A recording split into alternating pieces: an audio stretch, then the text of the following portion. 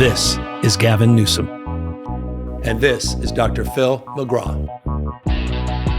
Well, I appreciate you coming on, Dr. Phil. And I've been eager to have this conversation because I've been watching a number of your conversations. You've been having some very public conversations, but also just in the media, and obviously now with your own new Merit Street media enterprise. It's really interesting to read the punditry and try to read between the lines. What's Dr. Phil up to?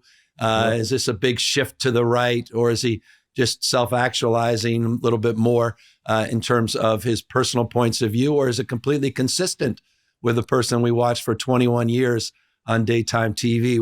What's your overall sentiment around the independent analysis and punditry about all things Dr. Phil right now? Well, Governor, I'm glad you asked that question, because I have to say I'm probably the least political person I know, although I have certainly been painted with that brush of late, and not completely hard to understand. But and I say that I'm not political because I deal with cultural issues, psychosocial issues, and and I differentiate that from politics because, frankly, I'm not very sophisticated in the political arena. I don't know a lot about it. I can watch that after-school special about how a bill becomes a law and all of that, and I learn something every time I watch it again. And I'm not. That's not false humility. I really don't understand politics. I certainly don't understand geopolitics on the international stage, and I really don't seek to. I really am focusing on cultural issues, and politicians talk about cultural issues a lot, and so that creates an intersection of content and values. And to me, when I'm focusing on those issues, those values, I could care less whether somebody is a Democrat or a Republican. I'm not sure there's a whole lot of difference when we really boil it down to where people really stand. I don't think we're nearly as divided as I think the legacy media would lead us to believe we are. And so really, I'm of a strong belief that the strength of any culture, any society lies in the family. And I think family and family values have been under attack in America. I wrote a book in 2004 called Family First.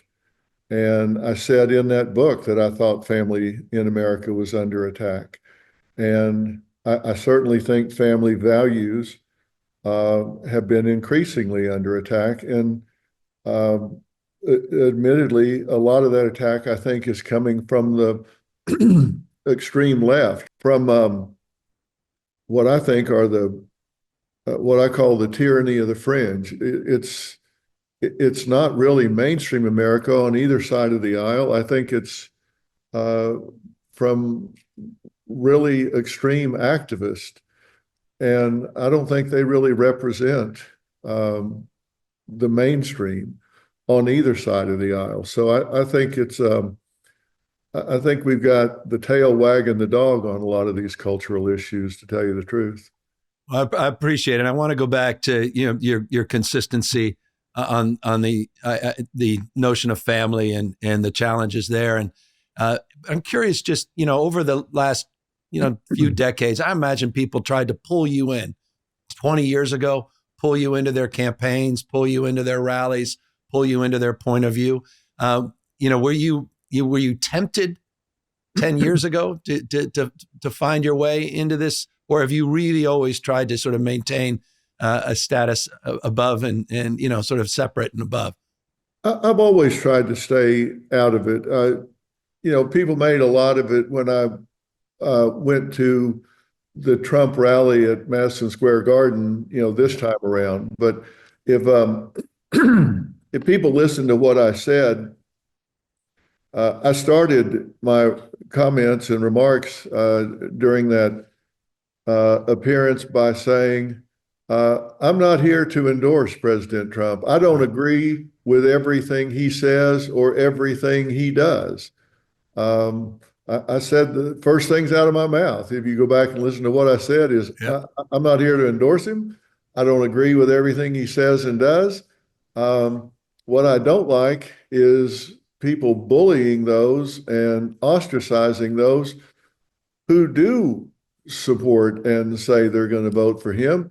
And I said, I'll give this identical speech at a Harris rally, and volunteered to do so. And they actually contacted me and talked to me about doing exactly that. And I said, absolutely. Let me know when, let me know where. Gave them all the contact information to set it up, and then they didn't follow up on it after that. But I wanted to speak at that one of those events as well. I think we need to talk to each other. I think we need to have a dialogue that we're not having. And if we stay in our bubble, I don't think we're ever going to get a unity in this country. And I appreciate that. I will say, having listened to the speech, I don't think you would have referred to Kamala as a tough old boot. No, I wouldn't have done that. I'd have changed that line for sure. There'd be a few lines. By the way, was it the president himself that reached out directly to you to get you to speak at that rally, or was it members of the campaign team? Were they aggressively seeking your participation? They were, and I had already interviewed President Trump, and I've known him for 20 years. Right. I haven't spent a lot of time with him, but I've known him for a long time. And I'd interviewed him for my show in the past, and had known him, like I say, not well, but had known him personally away from television and away from all that. But his team asked me to come and interview him. And I had asked to interview him when he was running his campaign, and he agreed. And then they asked me to make an appearance there. And I said I would, but I'll decide what I say, and it will probably be different from what you hear from everybody else. And they said that's okay. They agreed.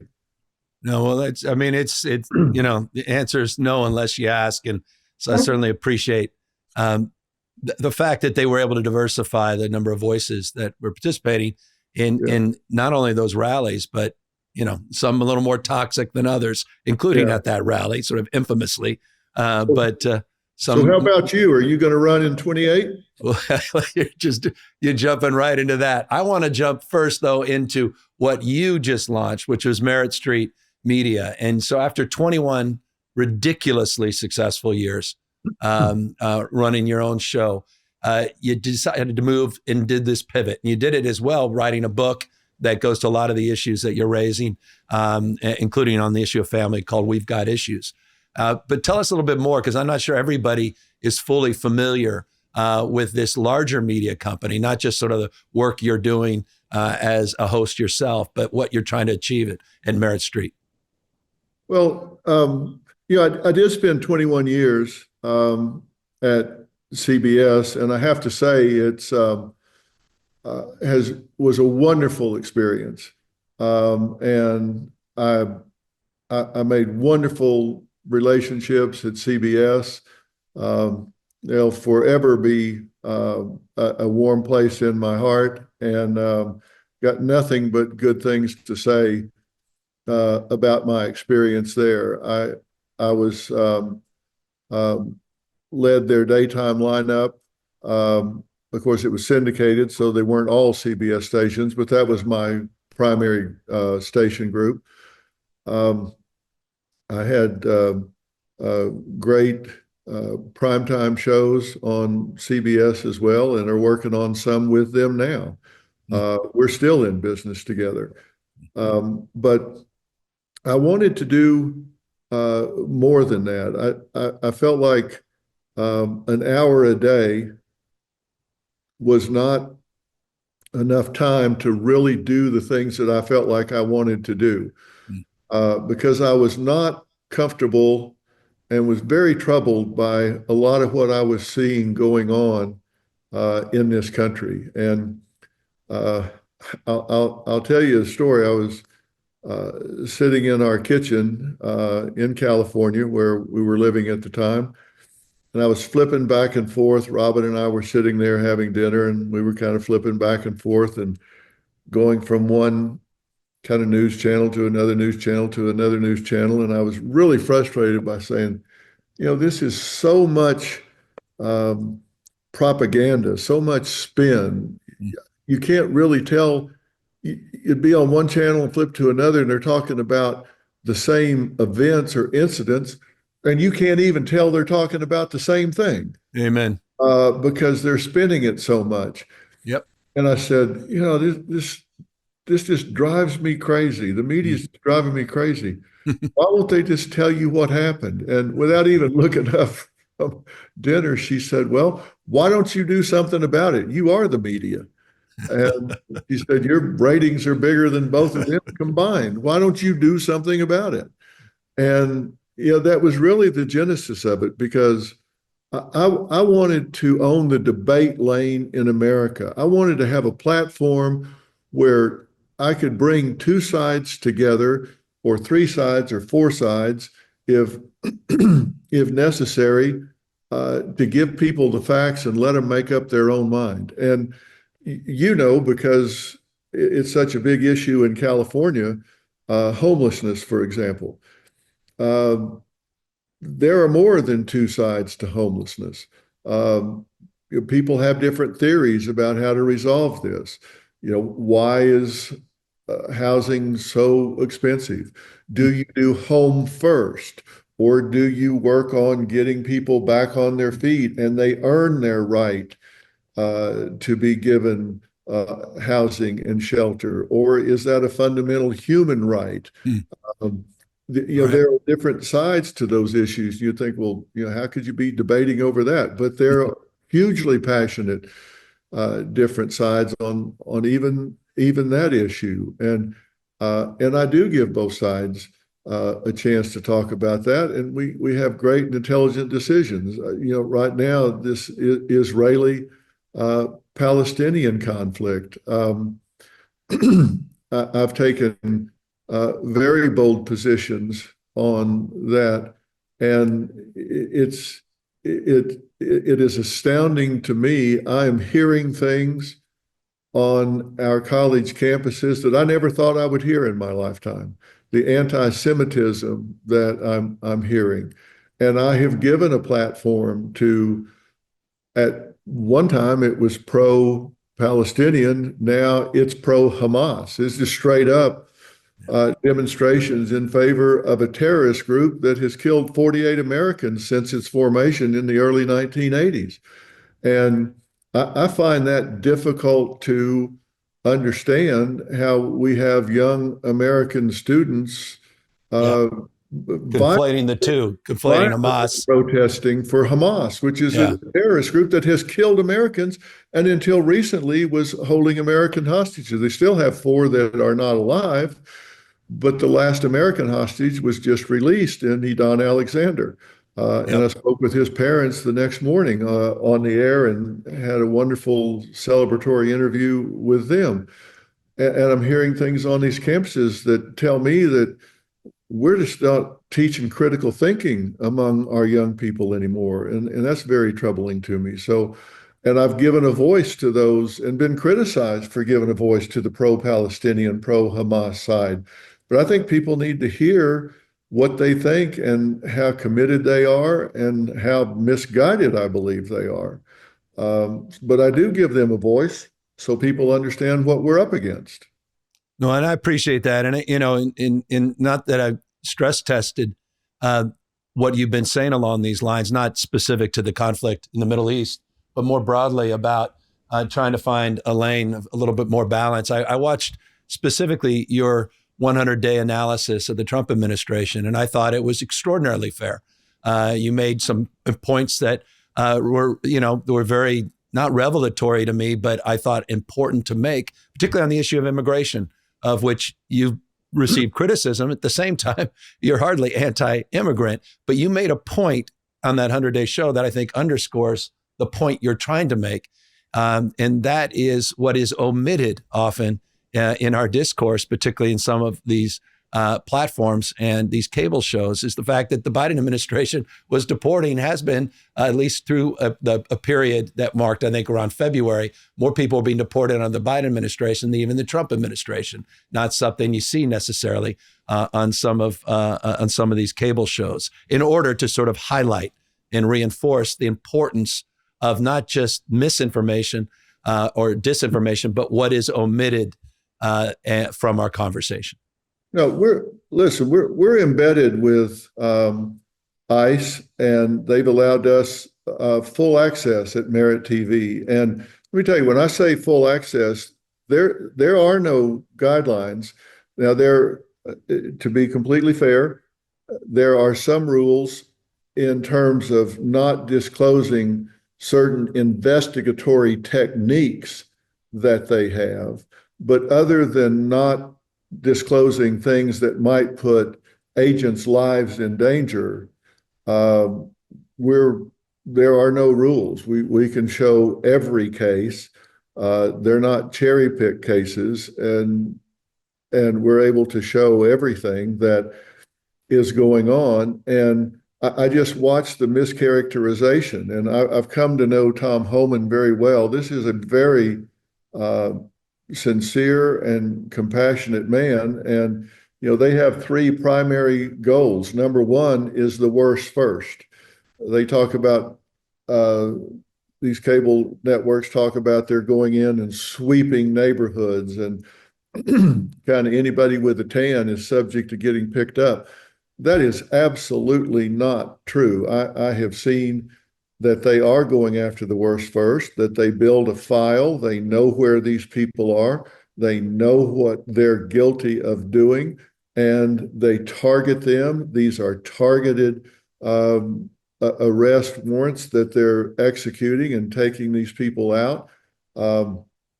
So that's their number one goal. They wanted to close the border. They've effectively done that. And then number three is to find the missing children.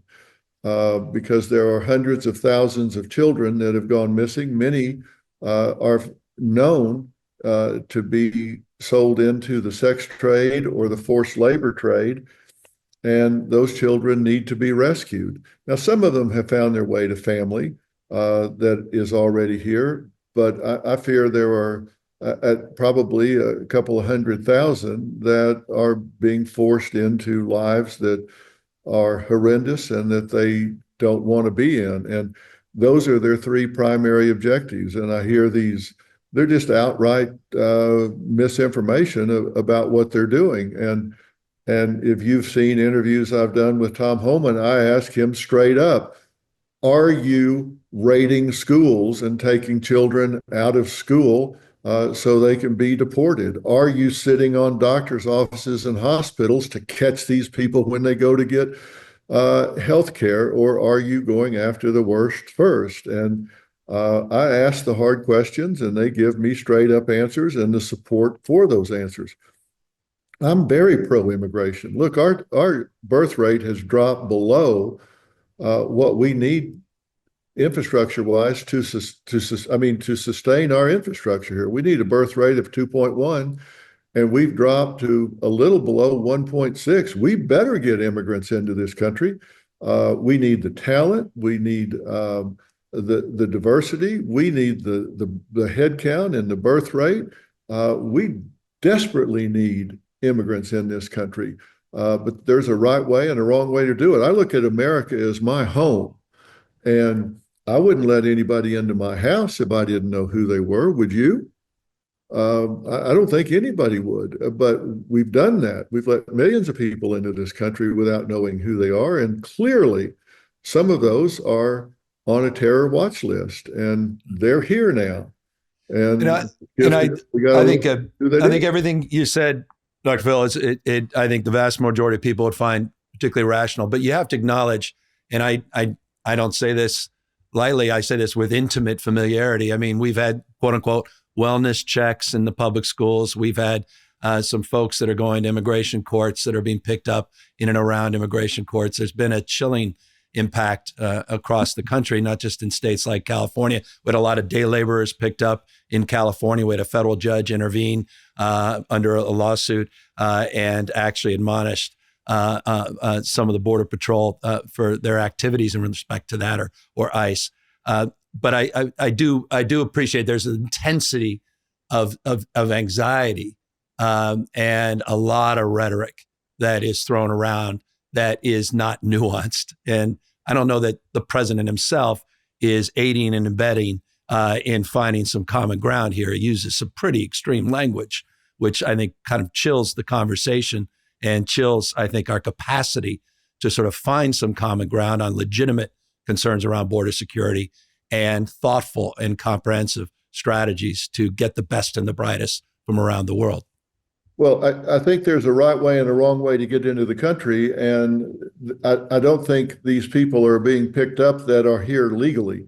And if they are here legally, then they don't have anything to worry about. If they came in illegally, not at a point of entry, then they are subject to being removed. That in and of itself is a crime, is it not?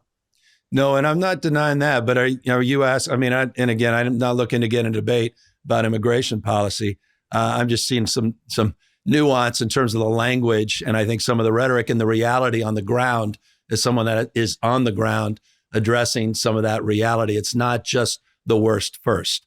It may be that may be the policy, but that's not necessarily the practice. As it relates to those that are here without documentation, I mean, you've got folks from Newt Gingrich that was supporting amnesty in 1985, Reagan himself that did the amnesty bill shortly thereafter, and obviously we've got to address those that have been here for decades. I don't imagine we want to get all of them because they're quote unquote here illegally and send them and deport them all back. I'm not even imagining you're arguing for that.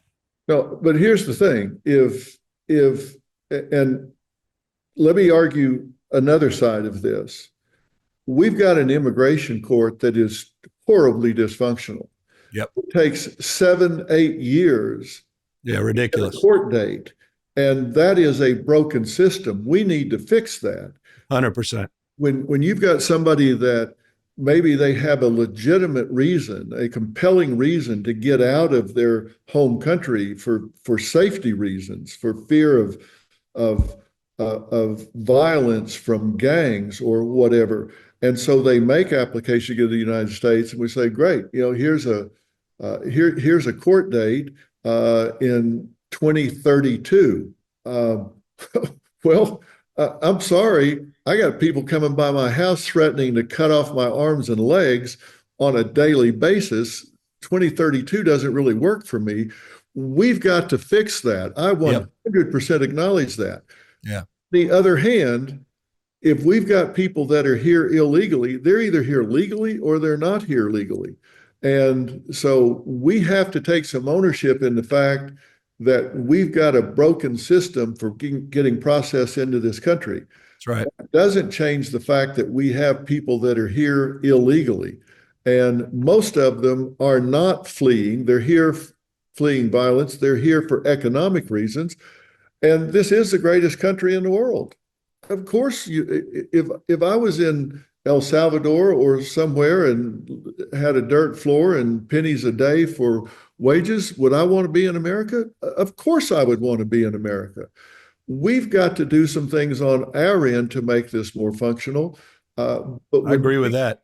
And I hate these sanctuary guidelines where they will not cooperate with ICE agents to get someone that is currently in custody, which means they've broken the law, and local law enforcement has had reason to pick them up and detain them.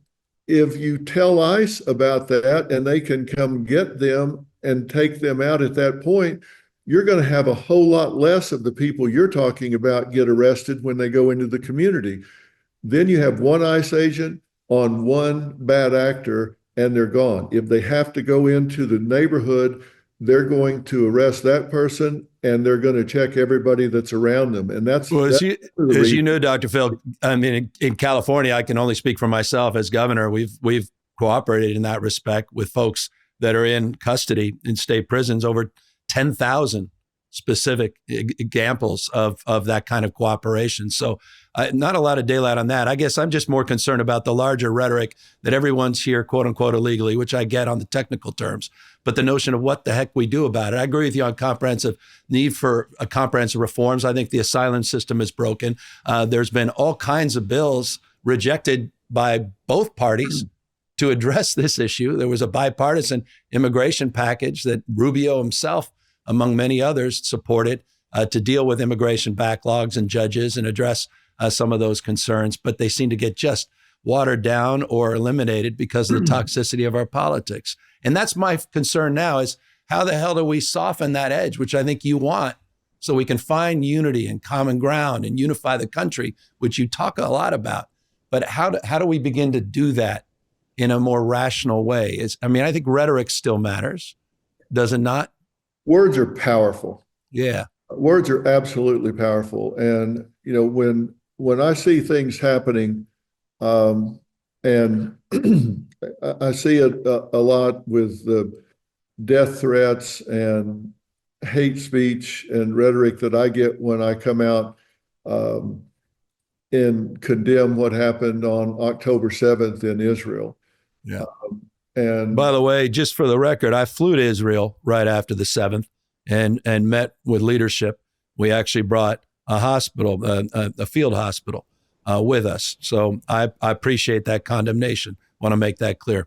Well, and I know you made that trip, and I was so glad to see you do that. I spent 21 years in California, and I was proud to see you take the initiative to do that, because you didn't have to do that. And when I say words are powerful, and but thank you for doing that. I didn't finish my sentence. Thank you for doing that. I think the rhetoric has gotten way out of control. When you shoot two people on the street in Washington, D.C., outside a museum, sick. And Milgram, the young woman, she grew up in Overland Park, Kansas. I mean, this is not an activist that is really out driving the story here. And the young man was an Israeli Christian, for God's sakes. And they kill these two people and then start yelling, "Free Palestine, free Palestine." Can I say that those shootings were due to out of control and fiery rhetoric? I have no proof for that, and I don't make claims if I don't have empirical evidence to support it. But common sense suggests that this kind of rhetoric that people that maybe were deranged to begin with, marginalized to begin with, looking for a cause, celebrate. Yep. This same individual was active with BLM before this. So, was that the cause at the time? Now this is the bandwagon that he's jumping on. It just makes it easy for people to get involved in. And we've got to tone down the rhetoric. And when you see, Harvard and UPenn and Columbia University, the leadership there, not only condoning, but in some ways, I think enabling and empowering this, I think we've lost our way. I mean, these young people, I think, are being agitated from the outside as well as the inside. And this isn't free speech, Governor. This has gone beyond that. I was on the UCLA campus when they took down the encampment there. I Yeah. talked to those protesters there. And was there hate speech? Yes, but it was still speech. But I also saw them surrounding Jewish students and not Yep. allowing them to move across campus. Some were assaulted. They occupied and That's right. defaced and vandalized buildings.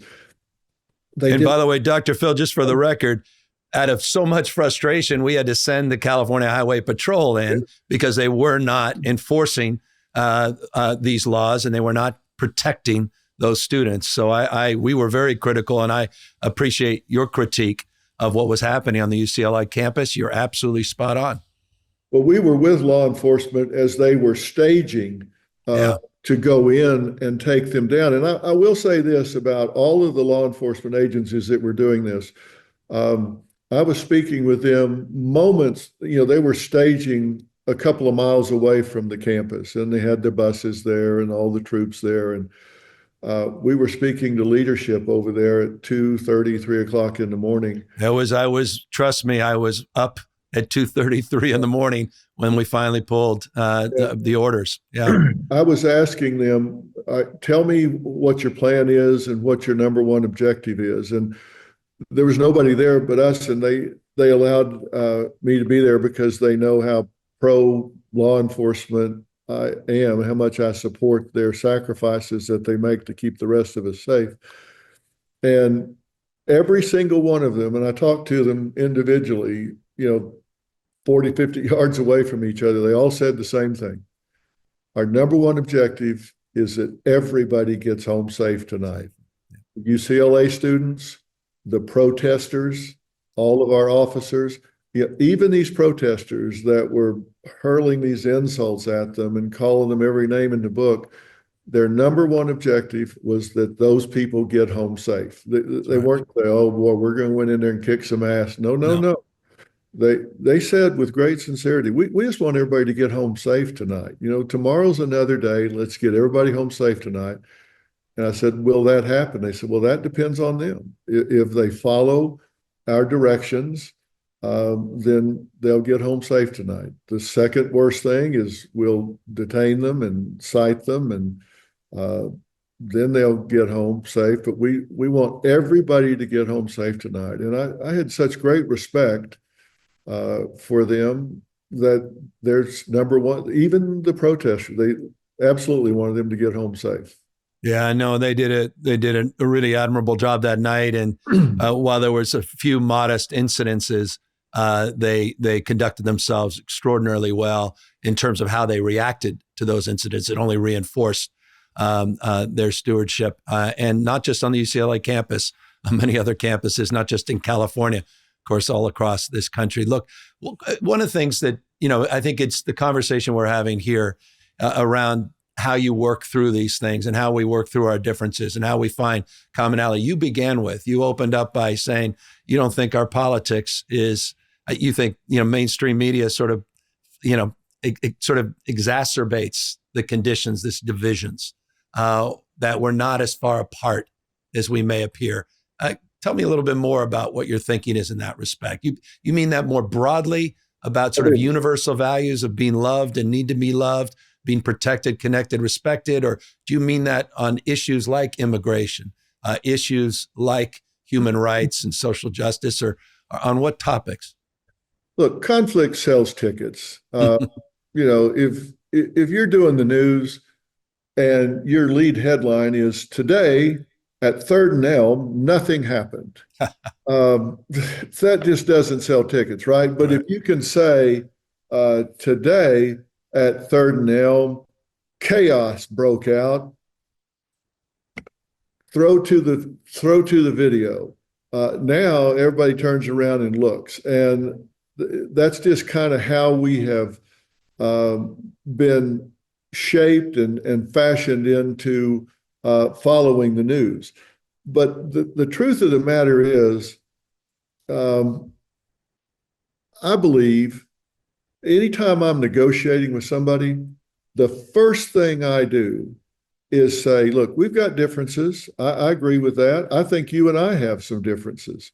in the way we look at things. But if we were going to try to find some common ground, the first thing I would do is say, Governor, let's first talk about everything we agree about. Yeah. Let's talk about the things that we agree about, because I think if we do that, we're going to find that we're not near as divided or different as we might think we are. And let's look at it from a broad standpoint. Um, if if you sit down with the most polarized folks and say, let's talk about what we agree about in America, everybody wants a safe and healthy country. Yeah. Nobody would disagree with that. Everybody wants to leave a good, green, clean, prosperous country for our children. Nobody would disagree with that. Everybody wants us to have a strong economy. Everybody would agree with that. Yep. Everybody wants us to be a good leader in the world and set a good example for other countries. Everybody would agree with that. Now, we might disagree about how we go about achieving those things, but everybody would agree with where we're trying to get. Yep. And I think one of the most critical days in this country's history was 9/12, not 9/11. 9/11 was one of the darkest days in our history, of course. But on 9/12, everybody woke up and we were Americans first. Mm-hmm. There weren't Democrats, there weren't Republicans. We were all Americans. And I just pray that something like that doesn't have to happen again, for people to remember that, hey, wait a minute, we're all wearing the same color jersey. We may have some differences on issues, but we're all Americans. And we all love this country, and we all want fundamentally the same things. And if we remember that first, then I think we have a foundation to work from, a foundation to build on. And, I pray we don't need to be reminded of that by being under attack. And I, I think if we do remember that, if we do take that approach and we go, hey, wow, we've really got something here to work on. Um, you know, people, I've followed you for a long time, and um, there are things that, people look at you and you have kind of an affluent image and all. People don't know that. And I learned one of the things that you and I have in common is we both come from pretty poor backgrounds. Yep. Both had to work real early in our lives, uh, and shared some common difficult experiences early in life of trying to make it and get by and find this job and then that job. And when I learned those things about you several years ago, all of a sudden I said, I understand how he's gotten where he is, because this guy understands hard work and putting the time in to get where he's going.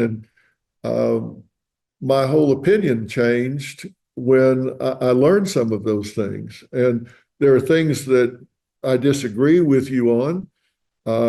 I disagreed with you on some of the things you did concerning COVID and shutting things down and how long and this, that, and the other.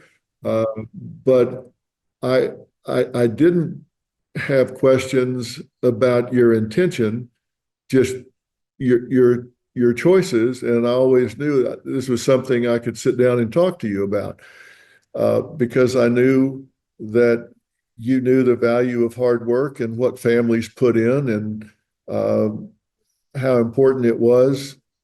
And I felt like people don't take time to find out who they're talking to, what their history and what their values are.